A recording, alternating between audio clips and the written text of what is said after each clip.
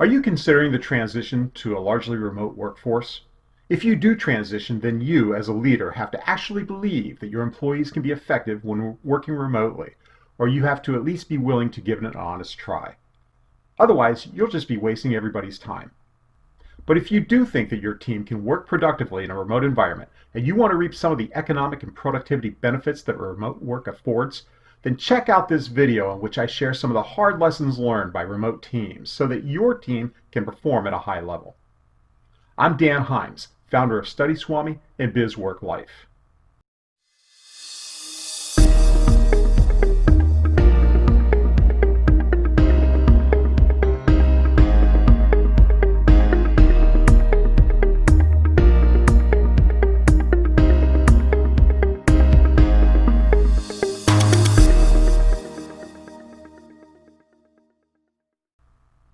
Let's talk about three different categories of this work from home situation: the attitude of management, keeping the team productive, and the equipment needed to make it all work. From the management's point of view, the way to approach this is for the company or team to think in terms of being remote first. A remote workforce won't have the same benefit as an office-based workforce, but with the right push by the leaders, it can still be a great experience, in some ways better. The only way you can do that is to make sure there is no social or professional advantage, including FaceTime with the boss, for coming on site. The moment that starts to happen, your remote workers become second-class citizens of your team and will be marginalized. Even if you have a physical office, everybody should be considered to be a remote worker, but some people show up on site sometimes. Imagine a situation where you're in a conference room. Part of your team is there and the rest have dialed in. You're presenting, but when someone around the table asks a question, the remote folks can't hear. Now you, as a manager, have to make it your mission to make sure they can hear. You start with asking, "Tony, did you hear that?" where Tony's at home. Or better, when someone asks a question, you remind them then to speak into the microphone. This sends the direct message that you're on board.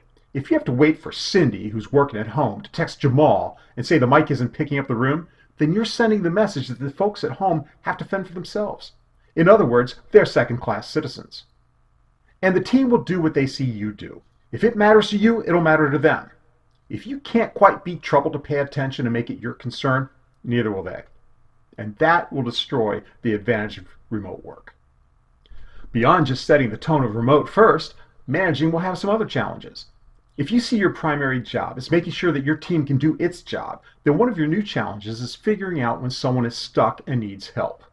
You'll need good, risk-free communication, and pay more attention than you might otherwise to project management. If your company has billable hours, then you are already time tracking. But if you don't have billable hours, you may want to consider implementing time tracking. So let's say you implement time tracking. The next question is, how do you deal with workers suddenly feeling like you don't trust them? One way is to encourage open timesheets, including yours. When people see that you're willing to do what you're asking of them, then they trust you. And once the trust factor is no longer an issue, you might find that your team actually becomes much more efficient. I talk about this on an individual level in my time management course. Keeping a time log is my number one go-to productivity hack when I find myself not working efficiently. A key driver of productivity is morale, and there are things you can do to build the morale of a remote team. The central concept is to build an online social environment where people can have fun and interact with each other. You can think of them as virtual water cooler chats. You can have people share photos of the remote work environments at their battle stations. You can have a picture of the week of something outside of work. People can chat about movies or shows or music or hopefully someday sports, whatever they're inspired to chat about. The important thing here, more than the subject, is that you participate in these informal online conversations also. Make sure the team members feel encouraged to participate when they have time to, just like in what we call meet space. You may want to schedule team check-ins where you talk about anything but work, so people can get to know each other. And we can have a return of once a month Friday beer hour where nobody has to drive home afterwards. Oh, beer! Look, it's your beer. Hey, it's already gone. Oh, he likes? As far as the team members themselves go, you should encourage your workers to have rituals to start and end their days. It doesn't have to be much, but it should be something that says, "I'm getting down to work," and another one that says, "I'm done for the day." It could be as simple as cleaning the computer screens or wiping down the desk area or hand washing a coffee cup, but there needs to be a ritual that signals the boundaries of time. Communicating electronically has its own style, and with many more people doing it, let's not forget some of the old rules. I've been doing this since the 1980s, so hear me out. The most important rule is to always practice the principle of charity. This means, in a nutshell, that if you can read what somebody wrote two ways, one way that signals good intention, and another way that is upsetting or pisses you off, choose to read it the first way. Emoticons or emojis go a long way towards signaling when we are kidding or whatever, and I encourage their use in internal communications, even though it might seem less than professional. But it can still happen that we misinterpret someone's intent and allow bad feelings to foster. Usually that person wasn't trying to be a jackass, but if you read it that way and hold a grudge, then the relationship will be spoiled. Hence, we always extend the charity to the author. And if the sender was truly trying to be a jackass, you'll find that out soon enough. The second rule is to over-communicate. Being succinct is great, but not at the expense of clarity. Making someone struggle to parse your meaning and intent will not work in your favor. Even if what you write is logical and complete in some logical or mathematical sense, if somebody else misses a nuance or assumes one, then whether or not you're in the right, your mission will fail. Let's say your team is working for a client and expects payment for the completion of phase 1 of a project. Phase 2 is on track, but your team did hit a snag. That's part of life, and you're completely confident that the team will solve it.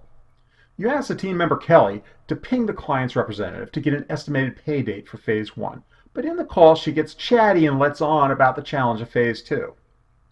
The next thing you know, you're spending an uncomfortable 15 or 20 minutes reassuring the client's representative that phase 2 is just fine and these challenges are normal. What went wrong? We have sort of a problem here. Well, when you messaged Kelly, you didn't let her know not to let on about the challenge. It was no big deal to her, but definitely concerned the client. If Kelly was in the office, she could have inferred from the mood of the room and intuitively known not to talk about this issue. But because she's remote, all these subtle things need to be made explicit. Yeah. You see, we're putting the cover sheets on all TPS reports now before they go out. Did you see the memo about this? Yeah. So the moral of this story is to over-communicate.